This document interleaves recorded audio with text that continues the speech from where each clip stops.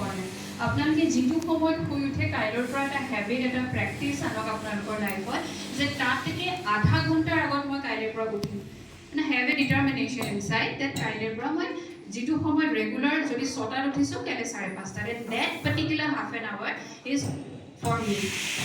অকল নিজৰ কাৰণে শুই উঠিয়ে না মোবাইল না কিবা বেলেগ একো ইনফৰ্মেশ্যন যাবলৈ নিদিব দিমাগৰ ভিতৰত ফাৰ্ষ্ট অফ অল অকণমান সময় নিজৰ লগত কটাওক এটা ছফ্ট মিউজিক আজিকালি ইউটিউবত চব এভেইলেবল এটা ছফ্ট মেডিটেশ্যন মিউজিক এটা প্লে কৰক অলপ সময় বহক সেই মিউজিকটোৰ লগত মনটোক পৰিচালনা কৰি লৈ যাওক আৰু ফিল কৰিব যেন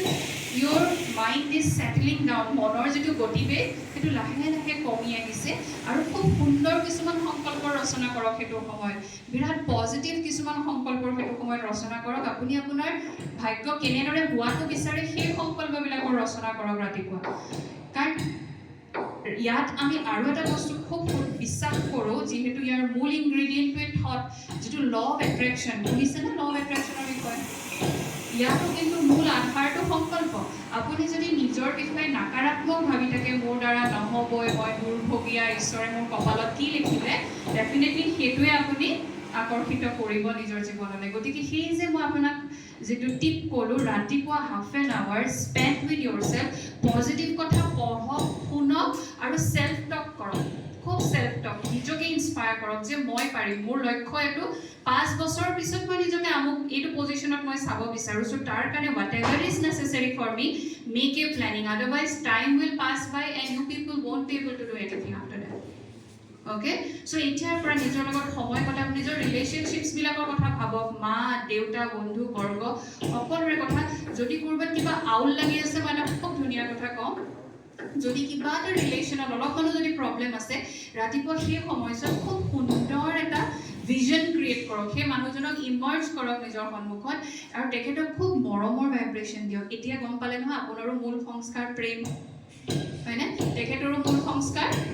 প্ৰেম গতিকে তেখেতক যেতিয়া আপুনি সেই খুব মৰমৰ এটা ভাইব্ৰেশ্যন তেনেদৰে কিবা বন্ধুক মাৰাৰ দৰে দিবও নালাগে আপুনি মাত্ৰ তেখেতৰ কথা যদি তেনেকৈ ভাবে যে তেওঁ কিমান আচলতে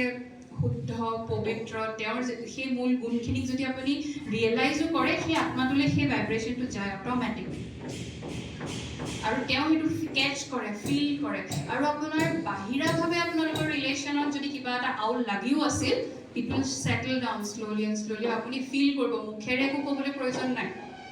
মুখেৰে মিঠা মিঠা কথা কৈও আমি ঠিক কৰিব নোৱাৰোঁ কেতিয়াবা সম্বন্ধবিলাক নহয় জানো কিন্তু ভাইব্ৰেশ্যনৰ থ্ৰুদি আমি হিল কৰিব পাৰোঁ ডেট ইজ ৱাই আজিৰ এই ক্লাছটোত মই আপোনালোকক ক'ম যে please pay attention to your thoughts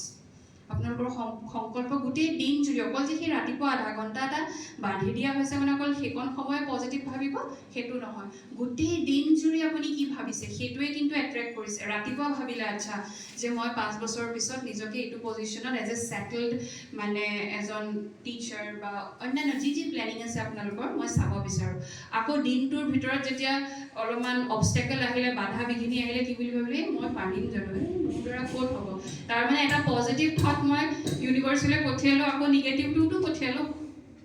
গতিকে গোটেই সোপা খিচিৰি হৈ মোৰ ওচৰলৈ আহে সেইকাৰণে okay so' be very much attentive and very much aware বহুত এলাৰ্ট থাকিব আৰু আমাৰ ভিতৰত আৰু এটা কি প্ৰব্লেম আছে জানেনে দ্য ভিক্টিমাইজিং এটিটিউড নিজকে খুব ভিক্টিমাইজ কৰোঁ হাই মই কিন্তু এতিয়া আপুনি যিহেতু গম পালে যে আপুনি আপোনাৰ থটৰ দ্বাৰাই এট্ৰেক্ট কৰি আছে সকলোবিলাক চ' প্লিজ ডোণ্ট ভিক্টিমাইজ ইয়'ৰছেল্ফ আপোনালোক বেচেৰা নহয় অ'কে টেক ছেল্ফ ৰেছপন্সিবিলিটি লওক যে মই যিটো ভাবিছোঁ সেইটো মোৰ ওচৰলৈ আহিব গতিকে বেলেগ ইয়াৰ পিছত আৰু ভাবিবলগীয়া নাই মই আৰু সৰু এটা কথা কৈ সামৰিম যে ৰাজ য়োগা মেডিটেশ্যনৰ কাৰণে অকল knowing the self is not sufficient অকল নিজকে জানিলেও নহ'ব আজি বহুখিনি কথাই জানিলোঁ আচ্ছা পজিটিভ ভাবিব লাগে আচ্ছা তাৰমানে আমি সদায় থট প্ৰচেছবিলাক এলিভেটেড কৰি ৰাখিব লাগে কিন্তু মোক আপোনালোকে কওকচোন আজিৰ সমাজত আজিৰ পৰিস্থিতিৰ মাজত সকলোৰে লগত যুঁজি বাগৰি সদায় পজিটিভ ভাবি থাকিব পৰাটো পচিবল নে নহয় তেতিয়াহ'লে ইমান মই কোৱা নাছিল কিয় আপোনালোকে চব মানি ল'লে পচিবল নহয় isn't it কিন্তু মই কওঁ যে there is a way এটা ৱে আছে যিটো থ্ৰুদি ইট ইজ পচিবল এটা এক্সাম্পল দিম আপোনালোকৰ জীৱনত বহুত হতাশা, বহুত প্ৰব্লেমছ, বহুত ধুমুহা, তেনেতে যদি এনেকুৱা এজন ব্যক্তিয়ে আপোনাৰ লাইফত এণ্ট্ৰি মাৰে, যোনে আহি পেলাই, আৰু he is very powerful, he is very strong, মানে মানসিকভাৱে চব ফালৰ পৰা সবল, আৰ্থিকভাৱে, এটা এক্সাম্পল দিছোঁ মই, আৰু আহি পেলাই যদি আপোনাক কয় I am there for you, মই তোমাৰ দায়িত্ব লৈছোঁ, এই যে ইমান ধুমুহা আহি আছিল, অলপমান মনটোৱে সকাহ পাবনে? য়েছ অৰ ন? পাব। অ'কে, তাৰমানে আমাৰ ওচৰত যদি এজন কম্পেনিয়ন, এজন সাৰথি থাকে, আমি ৰিলেক্স হৈ যাওঁ। যিমান ধুমুহা নাহিলেও মোৰ মনত কি আহে, এওঁ আছে যেতিয়া মই পাৰিম, হয়নে? আহেনে? গতিকে কিন্তু এতিয়া এটা কথা, এজন ফিজিকেল হিউমেন, আমাৰ মা দেউতাওতো আমাৰ কাৰণে বিৰাট ডাঙৰ এক সাহস, কিন্তু মা এনি টাইম থাকিব পাৰেনে আপোনাৰ লগত? 24/7 নোৱাৰে ন? তেওঁ মৰমখিনি আছে মোৰ লগত, কিন্তু এনি টাইমটো নোৱাৰে থাকিবলৈ। তাৰমানে এজন ফিজিকেল ফৰ্মত থকা এজনক মই অহৰহ নিজৰ লগত নেপাওঁ। তেতিয়াহ'লে মা নাথাকাৰ সময়ত যদি প্ৰব্লেম এটা আহে, তাৰমানে মই ভাগি পৰিম সেইখিনি সময়ত।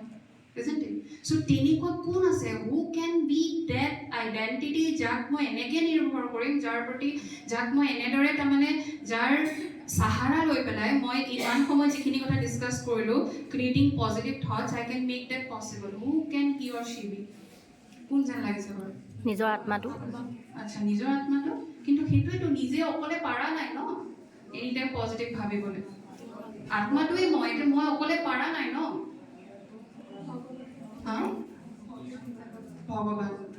আচ্ছা, এতিয়া ভগৱানক লৈতো ইমান কনফিউজন, কাৰ ওচৰলৈ যাওঁ এতিয়া? হয় না? ঈশ্বৰ, আল্লাহ, গড। পিকে চিনেমাখন কোনে কোনে চাইছে? বাপৰে, চবেই চাইছে। তাততো ইমান ধুনীয়াকৈ বৰ্ণনা কৰিছে, দেৰ ইজ এ হিউজ কনফিউজন।